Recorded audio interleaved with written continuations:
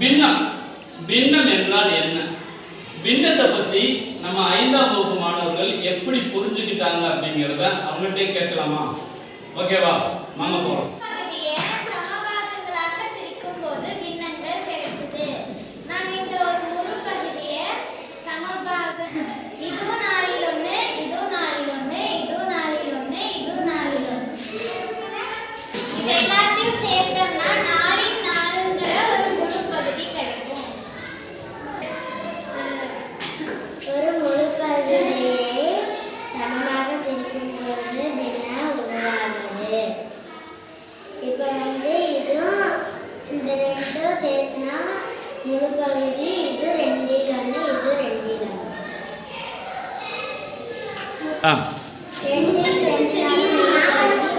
பகுதி கொடுத்தோமா? அதை என்ன பண்ணீங்க? ரெண்டாக பிரிச்சிங்க. ஒன்று ரெண்டு கிடச்சிச்சு. இந்த ஒன்றை மட்டும் எப்படி சொல்லுவீங்க? ஒன்றை மட்டும் எப்படி சொல்லுவோம் நம்ம? 1 2 2 1 2 ஒரு பாகம். இது ரெண்டையும் சேர்த்தா என்ன கிடைக்கும்? 2 பாகம். 2 2 பாகங்கிறது ஒரு முழு பகுதியா? ஆமாம். ஓகேவா? சூப்பர். பின்னம்னா என்னப்பா?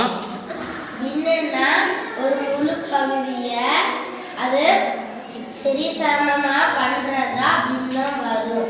சரி, இப்போ உங்களுக்கு என்ன கொடுத்தாங்க? எங்களுக்கு 3 கொடுத்த முழு பகுதி என்ன செஞ்சீங்க? நாங்கள் சரி பாகமாக எத்தனை பாகமாக பிரிச்சிருக்கீங்க? இது 3 1 பாகமாக 3 1 பாகமாக 3 1. அப்போ நீங்கள் 3 பாகமாக பிரிச்சிருக்கீங்க. அதை ஒன்றை மட்டும் எப்படி சொல்லுவீங்க? சரி, அதை மட்டும் எப்படி சொல்லுவீங்க? 3 1. அடுத்து 3 1. அடுத்தது 3 1. இதெல்லாம் சேர்த்தா என்ன கிடைக்கும்? 6 3 3ங்கிற பகுதி கிடைக்கும். சரியா? அந்த 3ங்கிறது ஒரு முழு பகுதியா? ஆமாம். பின்னம் என்றால் என்னப்பா? உங்களுக்கு ஒரு முழு பகுதி கொடுத்தாங்களா? அதை நீங்கள் என்ன பண்ணீங்க? 5 பாகமாக பிரிச்சிருக்கீங்க. இப்போ ஒரு பகுதியை மட்டும் நம்ம எப்படி சொல்லுவோம்? 5 1. அடுத்து 1.